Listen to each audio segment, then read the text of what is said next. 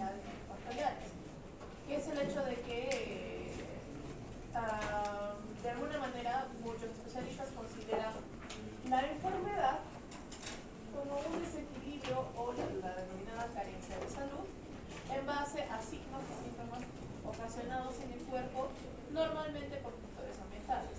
Sin embargo, desde que se descubrió el ADN y hasta ahora, las investigaciones han demostrado de que no todo puede justificarse con procesos ambientales, que vamos a tener características genéticas que nos vuelvan susceptibles o no susceptibles a ciertos factores ambientales. Lo que hace que, a pesar de que todos somos un solo organismo con una denominación científica, que es en este caso Homo sapiens, al mismo tiempo somos diferentes, lo suficientemente diferentes como para hacer una distinción incluso en la praxis médica. Significa de que normalmente una praxis médica estándar, es decir, dolor de cabeza, paracetamol. En realidad es un meme eso de paracetamol para todo. Dolor de cabeza, paracetamol. Cuando en realidad va más allá de eso. No solamente porque hay personas alérgicas al paracetamol, sino porque habrá personas que no metabolicen correctamente el paracetamol, habrá personas que metabolicen tan rápido el paracetamol que para ellas tomarse 3 paracetamoles es lo mismo que comer más con uno solo, y habrá personas que en este caso van a necesitar más que un paracetamol, independientemente sean 3 o 1.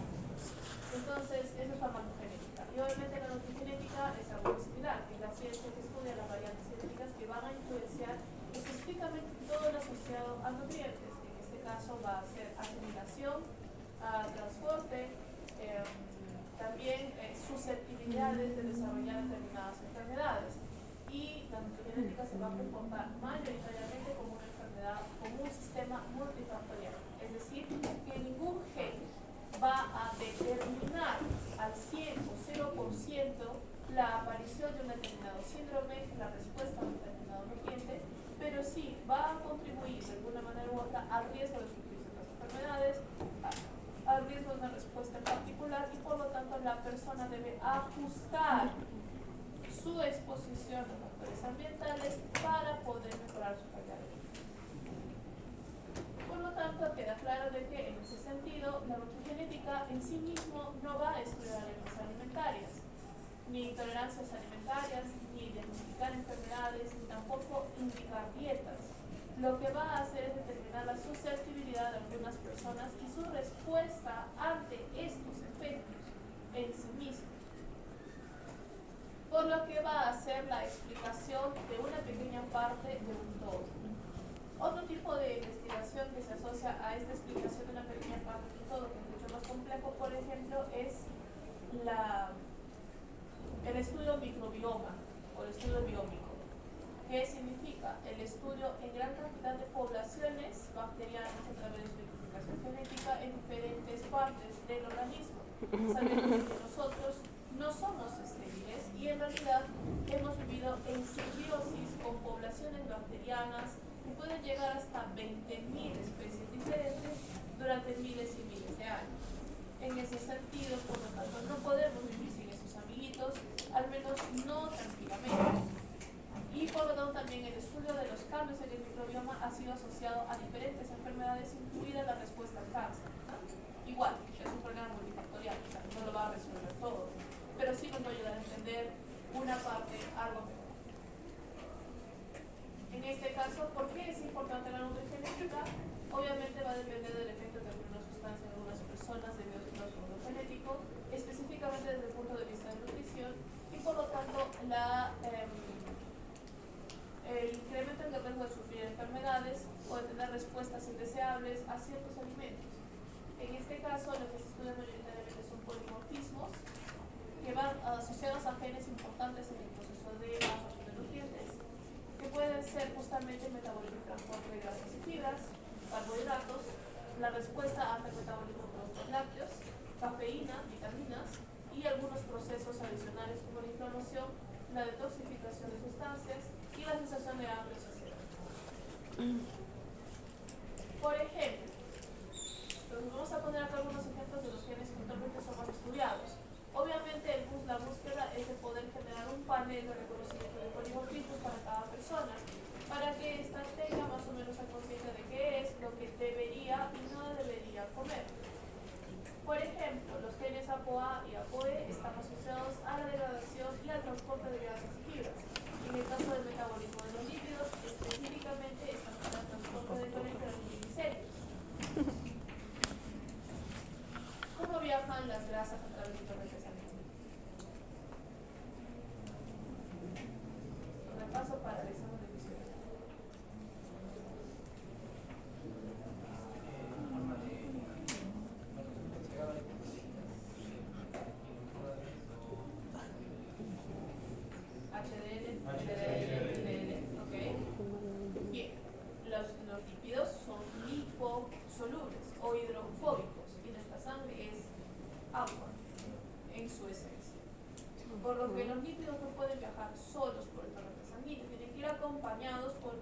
componente hidrosoluble, que en este caso van a ser las lipoproteínas. ¿Sí? Correcto. Entonces, dependiendo del tamaño de la lipoproteína, nosotros vamos a tener el transporte de diferentes proporciones de colesterol y triglicéridos en sí mismos. ¿Y a dónde tienen que ir? Correcto, al hígado. En donde vamos a pasar un proceso de ruptura para poder ser utilizado. Entonces, una idea que ustedes probablemente van a retomar, si es que no lo han tratado ya, no me acuerdo si es un curso o como una parte de un curso, es la nutrición. Un término que a veces se le atribuye todos los males del mundo, que no es cierto. A veces se le atribuye más de lo que puede lograr, pero sin lugar a dudas es indispensable. Y es que hay una idea que se ha olvidado un poco en algunos casos, en algunos ambientes que están muy enfocados en la nutrición, y es que el cuerpo evolutivamente ha sido programado y desarrollado para absorber la mayor cantidad de nutrientes de la forma más eficiente posible. Nuestro cuerpo no está programado para dejar ir nutrientes de ningún tipo, y mucho menos el azúcar, que es la gasolina premium primax del cuerpo, porque es la altamente y fácilmente degradable. Por lo tanto, el cuerpo va a preferir el azúcar, porque es lo que va a dar energía con mayor facilidad. Pero eso no significa de que sea lo único que utilice. También va a utilizar grasas y proteínas. Y dentro de estas, las vías metabólicas asociadas al uso de grasas para la producción de energía, que es ATP, trabajan, pues una oxidación alternativa, pero trabajan muy lento. Entonces, suelen activarse solo cuando los azúcares o las reservas de azúcares se han eliminado. En ese sentido, por lo tanto, el transporte y ruptura de las grasas es indispensable para guardarlas como verdaderas fuentes de energía. De lo contrario, quedarían circulando o tomarían más tiempo en el torrente sanguíneo, lo que puede llevar a enfermedades como la arteriosclerosis, que en su principio más básico es la acumulación de células inflamatorias junto con lipoproteínas en el torrente sanguíneo, generando tampones que son justamente los que generan la arteriosclerosis. Curiosamente, la arteriosclerosis no solo son lipoproteínas, también son células inmunológicas que se quedaron ahí por un proceso inflamatorio. ¿No? Bien. Por otro lado, tenemos a los carbohidratos. Igual el metabolismo de la glucosa puede verse afectado, por lo que estas personas requieren una restricción en el consumo de azúcares. Productos lácteos asociados también a la intolerancia a la lactosa media.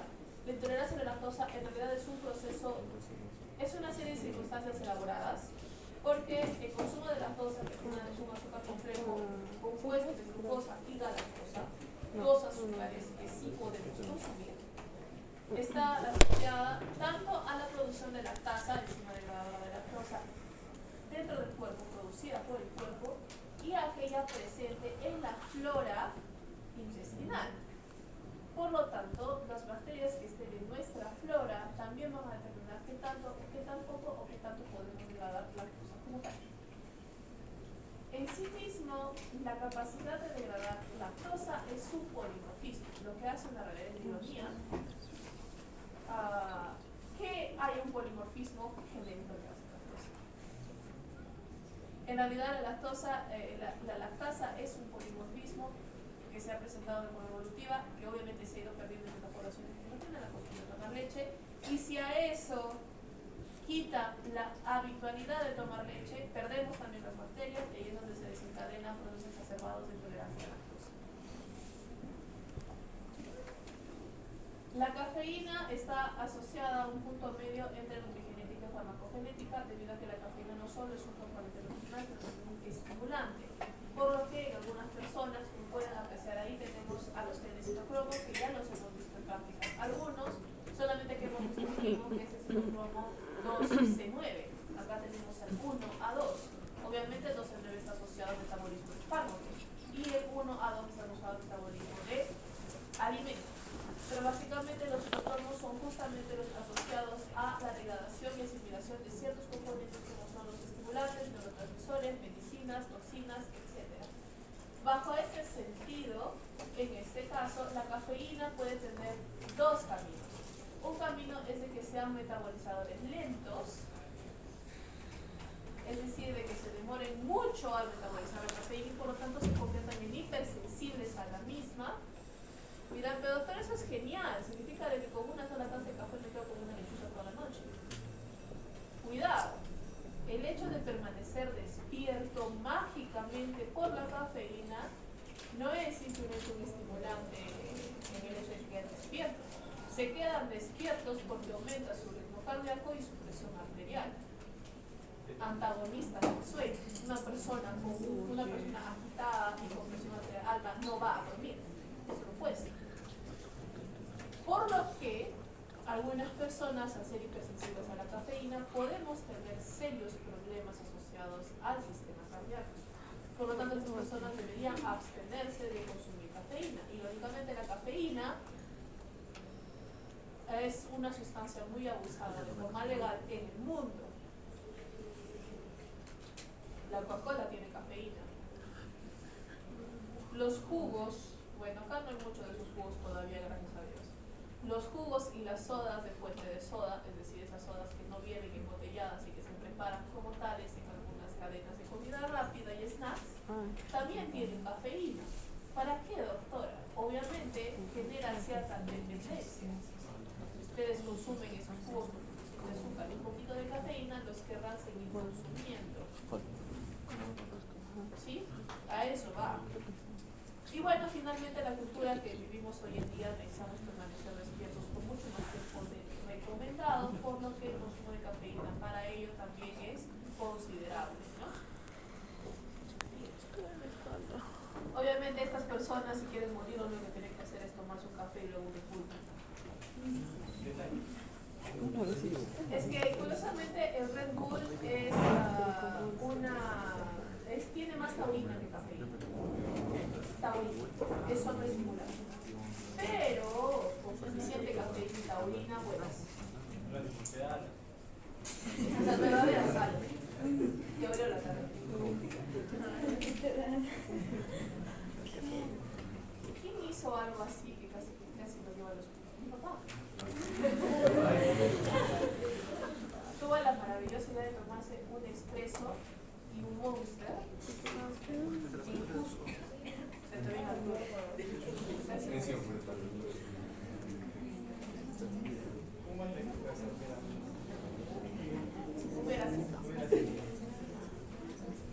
Pues, hablemos ahora de las vitaminas. En las vitaminas es lo opuesto. La falta de absorción de vitaminas puede generar problemas, especialmente en el cuerpo, dependiendo de las funciones como tales. La vitamina B o el complejo B en general es muy importante, tanto en el sistema nervioso como en el desarrollo general. Y la vitamina D, en su ausencia, o mejor dicho, en su falta de metabolización, puede que nosotros no podamos transformar la vitamina D correctamente y eso impacta directamente en la absorción del calcio, lo que generará una falta de calcio en los huesos y por lo tanto complicaciones asociadas a una baja densidad ósea como son la osteoporosis.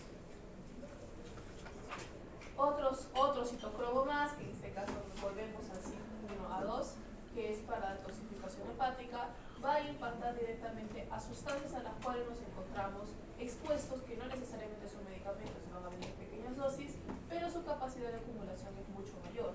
Por ejemplo, en este caso el monóxido de carbono, especialmente todo lo que corresponde a humos de diferente tipo, incluyendo parrilladas, chimeneas y en general en lugares, en ciudades, especialmente en lugares con un parque considerable. Tabaco, asociado a lo mismo, incluyendo nicotina, también otro estimulante que en este caso va a ser eliminado con dificultad. Fármacos, algunas frituras que normalmente van a venir con estos componentes adicionales y otros componentes a los cuales nos exponemos día a día y que no nos damos cuenta que son peligrosos. Por ejemplo, el tinte de pelo tiene bastantes tóxicos para que el pelo pueda adquirir esos determinados colores. El maquillaje también, mientras más tiempo dure en nosotros, más componentes tóxicos tiene, y esa es una realidad. Metales, pinturas, incluso algunos tintes de ropa. Obviamente ahora los tintes de ropa son relativamente inocuos, y digo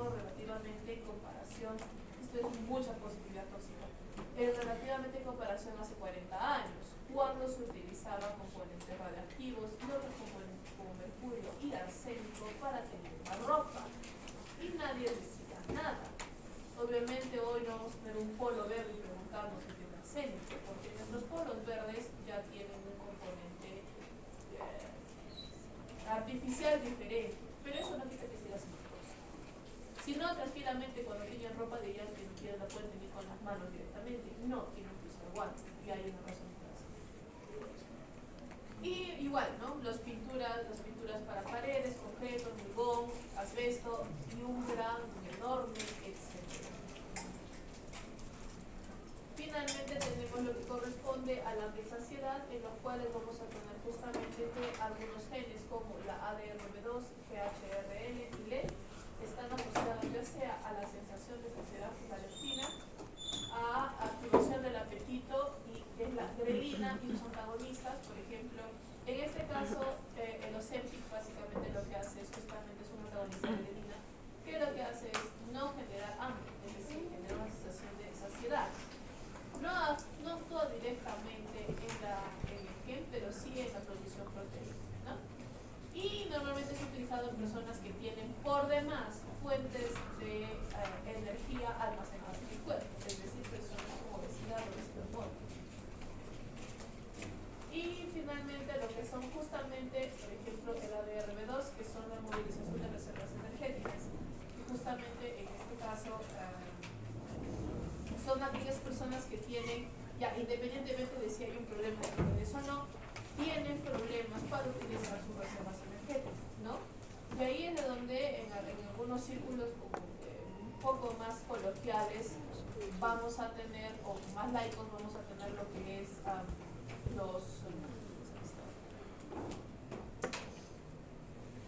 los cuerpos hiper algo, meso algo y hipo algo. Hipermetabólicos, mesometabólicos e hipometabólicos, que reaccionan a ciertos alimentos de forma diferente. Puede ser genético, puede ser hormonal, ¿no? Algunas personas tienden a subir de peso más fácil que otras, a mantener peso de manera más continua que otras. Es cierto de que no pueden evitarlo porque es parte de ellos, pero eso no significa que no vamos a sufrir enfermedades. Al contrario, se vuelven personas con un riesgo más alto de suicidio. ¿Sí? Bien.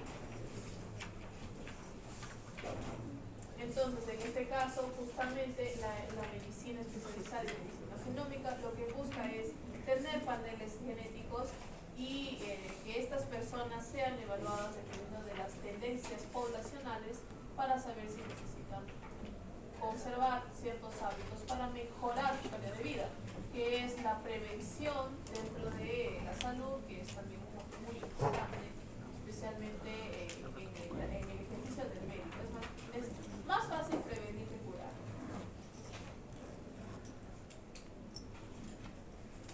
Bien.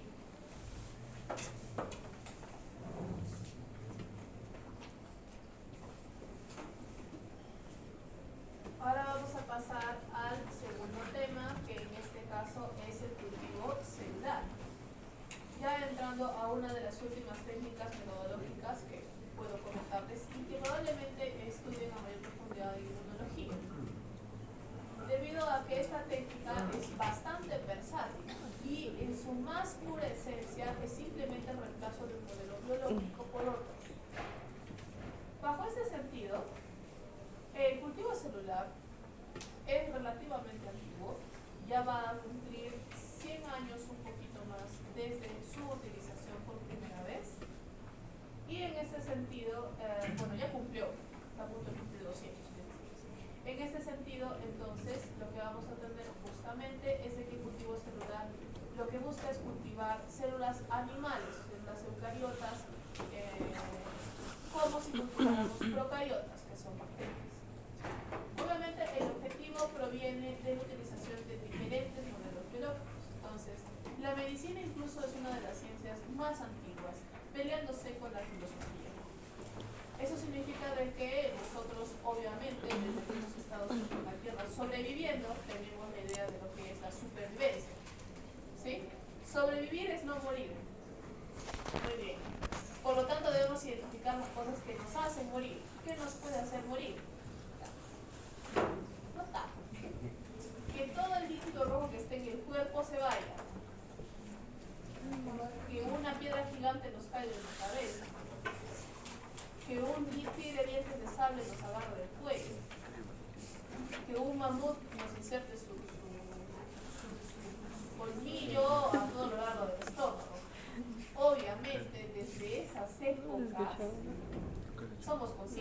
vamos a morir, definitivamente. Entonces, una de las primeras cosas que sabemos decir, no sabemos si era sangre, es decir, líquido rojo bueno, líquido rojo adentro, hombre feliz, definitivamente.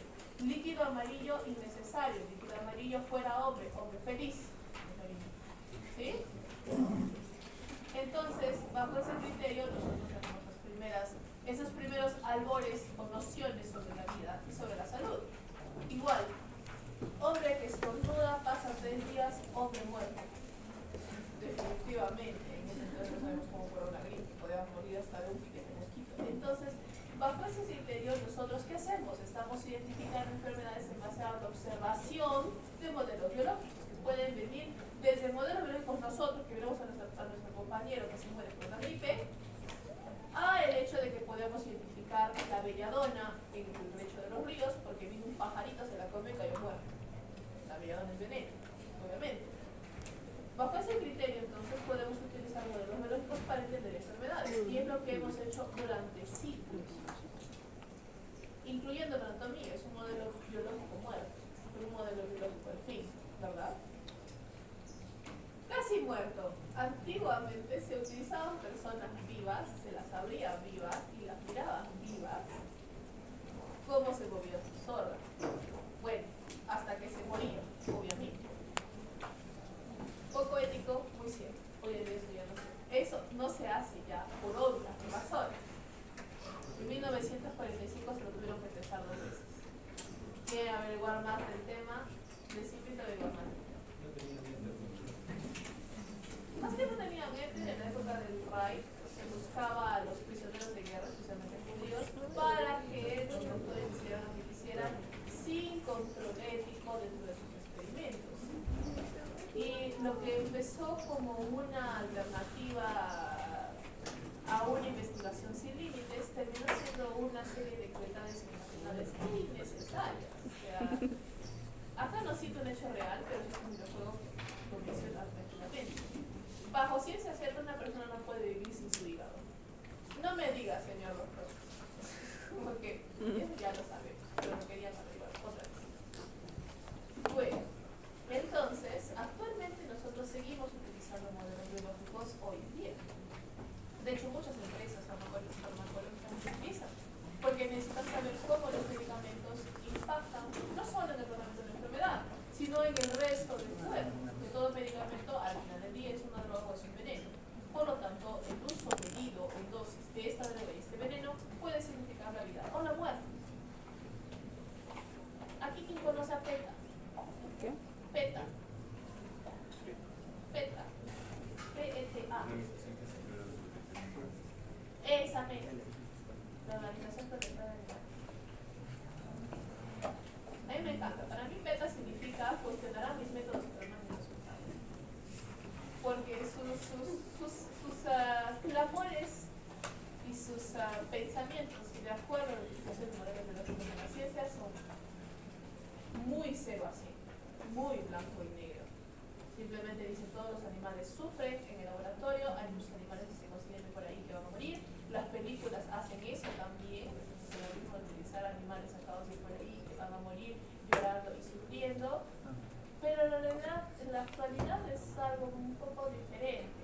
Si yo quisiera utilizar un ratoncito para probar un fármaco el día de hoy, no iría a la esquina de mi casa a buscar un ratón, traería aquí y lo trabajaría con él. No, iría a una empresa encargada de producir ratones para el manejo de fármacos. Y esa empresa me va a preguntar, ¿este señor qué ratón quiere? Quiero un ratón con alta variabilidad genética, con baja variabilidad genética, con una enfermedad en particular, sin sistema inmunológico, sin pelo, sin orejas, sin cola, con el síndrome de Duchenne, con el síndrome de Down. Y yo voy a decir sí o no. Esos animales fueron creados en laboratorio, modificados genéticamente, para emular enfermedades. Hay algunos animales que sin un laboratorio no podrían sobrevivir. Son justamente los nudes, que no tienen sistema inmunológico. Obviamente ese ratón me va a costar 20 a 100 veces más pagarme que consigo un ratón de por ahí que encontré caminando. Solamente comprar, luego mantener,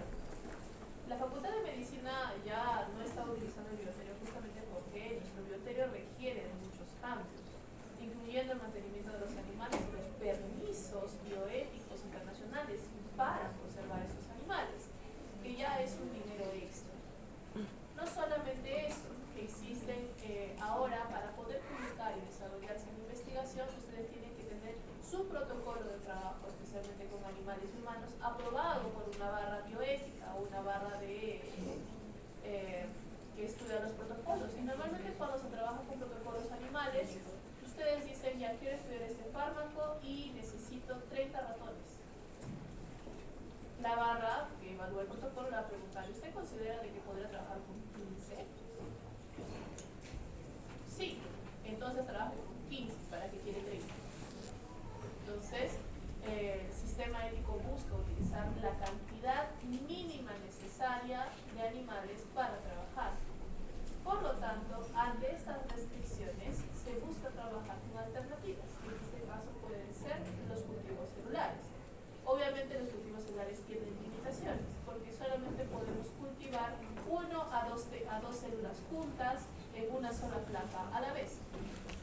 Lo que hace que la sinergia existente en órganos y tejidos complejos no exista para los cultivos celulares. Obviamente esto se está avanzando mucho más, porque ahora existen los cultivos de biomas y los órganos sintéticos con tejidos complejos, obviamente ya no solo para investigación, sino también para prevenir trasplante y tratamiento. ¿Quién sabe, en el futuro podemos llegar a reconstruir celularmente un órgano complejo? Funcional. Porque agarrar y pegar tejidos juntos y hacer un órgano no es difícil. La cosa es que sea funcional. ¿Ok? Bien. Entonces, una leve historia. Normalmente, si ustedes la pueden ver con calma, empieza desde 1978, que obviamente cultivar bacterias es sencillo. Ustedes dejan una gelatina de fresa fuera del frigider por más de 3 días y ya le crecieron levaduras. Lo dejan 4 días, 5 días y ya se bifurcató. Lo dejan 2 semanas y ya le crecieron honguitos preciosos encima. Los procariotas no necesitan mucho para crecer, o al menos la gran mayoría. Y ellos dicen, me van a contaminar. No, yo soy el contaminante. Yo voy a contaminar a los demás. Eso es lo que dicen las procariotas. En cambio, las células no. Las células son muy débiles. Necesitan un medio especial, necesitan un ambiente estéril, porque recuerden que las células no sobreviven a las bacterias, sino que tienen un sistema inmunológico que resulta ser otras células dentro del cuerpo. Necesitan temperatura exacta, pH exacto, nutrientes, más que solo azúcar y proteína, que son las bacterias. Necesitamos hormonas, aminoácidos esenciales, proteínas, azúcares, etc. Y sales. Entonces, por ejemplo, en 1878 lo primero que se hizo fue sacar un organismo y tratar de tomar sus tejidos y ver si ellos sobreviven a pesar de que el organismo está muerto, y si definitivamente se puede lograr. Y luego a partir de ahí empezaron a determinarse los diferentes componentes indispensables para que estas células vivan, es decir, los componentes encontrados en la matriz extracelular, que nosotros podemos emular de la mejor manera, siendo específicos o siendo generales y obteniendo los diferentes medios de cultivo celular que se conocen hoy en día, que pueden ser altamente especializados y que tienen muchos más componentes que un medio de cultivo bacteriano. No solamente eso, también se observó eventualmente que se necesitaba,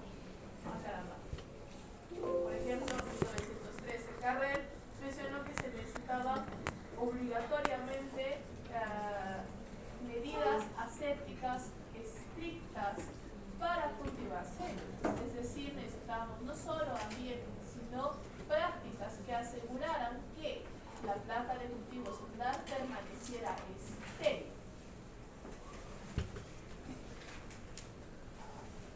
Yo ya los he introducido algunas buenas prácticas de esterilidad. En prácticas, cuando les digo no utilicen la misma punta en el reactivo que se va a contaminar, no me pongan la punta en la mesa, porque la mesa está cochina. ¿Cuál es la punta? Un cemento. No me toques la punta de la pipeta con sus dedos, porque eso entra al reactivo. ¿Sí? Todas esas son medidas mínimas de acceso. Mínimas. Básicas. En cultivo celular tenemos que ser más exigentes. Normalmente el cultivo celular se trabaja con una cámara de tipo laminar. Y ustedes ya la han visto en el I302. Está en ese ambiente con puerta, cerrado, a nuestra mano derecha para ustedes, donde está Betracil iluminado. cabina cerrada de vidrio. En realidad su propósito es absorber aire, pasarlo a través de un filtro para que luego pase dentro de la cabina como aire estéril. La cabina, la puerta de vidrio que se saca en la parte delantera, solamente permite el ingreso de humanos. Significa que toda esta parte de acá es como una gran face mask para cubrirnos o para cubrir las células de nosotros. Se recomienda no hablar cuando están haciendo un proceso de cultivo celular. Barbijo, mascarilla, guantes, un ambiente completamente cerrado. Inclusive el del I-302 no está completamente cerrado, porque cualquiera puede abrir la puerta y entrar. Normalmente un área de cultivo celular va a ningún exclusa, es decir, un preambiente en el cual ustedes se cambian y luego ingresan a la zona celular. Dependiendo del cultivo van a tener que ser más exquisitos. Todo tiene que estar lavado. Por lo tanto, ustedes, por más limpios y estériles que estén sus guantes, no pueden tocar absolutamente nada que vaya a estar en contacto con las células. Significa de que todo tiene que tocarlo por fuera, si no ya se ha contaminado. Entonces son medidas exclusivas de asepsia, incluyendo el uso continuo de etanol al 70% que se empezó a utilizar más que nada por COVID, ¿no? Para matar el virus. Salud. En correspondencia. Algo a lo que ustedes se acostumbraron, qué pediluvio, qué manta especial, qué guantes, que no tocar superficies. Algo muy similar, solo que un poquito más. ¿Sí? Y si ustedes se acuerdan de todas las peripecias que personas no están acostumbradas a ese proceso, errores garrafales que cometían, naturalmente no se pueden cometer en cultivo celular. Pues, entonces, dentro de los descubrimientos más importantes tenemos justamente el uso de antibióticos, porque a pesar de todo somos seres humanos y podemos equivocarnos, así que no nos cuesta nada proteger a nuestras células con un pequeño kit de antibióticos en permanencia para que la mayoría de bacterias mueran y no colonicen el cultivo. El uso de tripsina para poder hacer el pasaje celular, porque eventualmente las células se van a consumir todo el jugo que le demos, van a dividirse y van a tener su espacio recontra sobrepoblado, y por lo tanto tenemos que hacer un pasaje celular que suele ser pasar de una sola placa a 2 placas, a 3 placas, a 4 placas, porque las células van creciendo, ¿sí? Y finalmente un uso de medio químicamente definido, que cada vez se vuelve más especializado, especialmente si vamos a trabajar con células más exquisitas. Es decir, no vamos a tener ni el mismo medio ni los mismos cuidados para una célula epitelial, cosa sencilla, que una célula neuronal, cosa compleja. ¿Sí? Normalmente estas son el punto de partida, las células de cultivo se han convertido en un punto de partida para la evaluación o la investigación antes de pasar a modelos biológicos como animales, antes de pasar a pruebas clínicas con humanos. Significa que es lo más bajo que podemos trabajar una vez de que hemos acabado todos nuestros experimentos y aproximaciones con células, con cultivos celulares, en que podemos pasar tranquilamente a animales. ¿Y por qué digo eso? Porque obviamente no vamos a comparar la reacción de una célula epitelial con el sistema digestivo completo, que es absurdo, ¿sí? Nos falta información. Y finalmente acá tendremos dos grupos celulares que ustedes reconocerán si es que llevan a trabajar con ellos, que son los cultivos primarios y los cultivos continuos.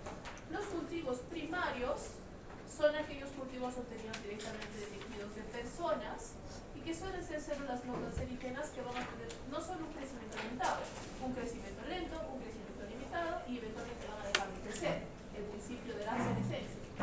¿Sí? A diferencia de los tejidos continuos, en donde van a introducirse células cancerígenas, especialmente células madres cancerígenas. Como ustedes sabrán, son células que no dejan de dividirse, supercélulas que consumen más alimentos, se dividen rápidamente y que naturalmente van a subsistir por muchas y muchas generaciones. ¿No? Dentro de las células más utilizadas, acá podemos tener algunos ejemplos, como la MCF7, que proviene de cáncer de mama, HL60, que proviene de células de leucemia, HeLa, que viene de Retalax, que a partir de un cáncer se pudo obtener células cancerígenas, que es uno de los cultivos más utilizados hoy en día en investigación, las células Vero, que técnicamente son animales y que adquirieron popularidad después del COVID, porque todo el mundo utilizaba Vero E6 para cultivar COVID, entre otros. Muy bien, aquí nos quedamos para el examen. El horario de examen permanece como segunda fase, significa de que a ustedes les toca a las 7 de la mañana, por favor, temprano el viernes. Si otra vez se les hace lo imposible por epidemiología el viernes, el único oral es el martes.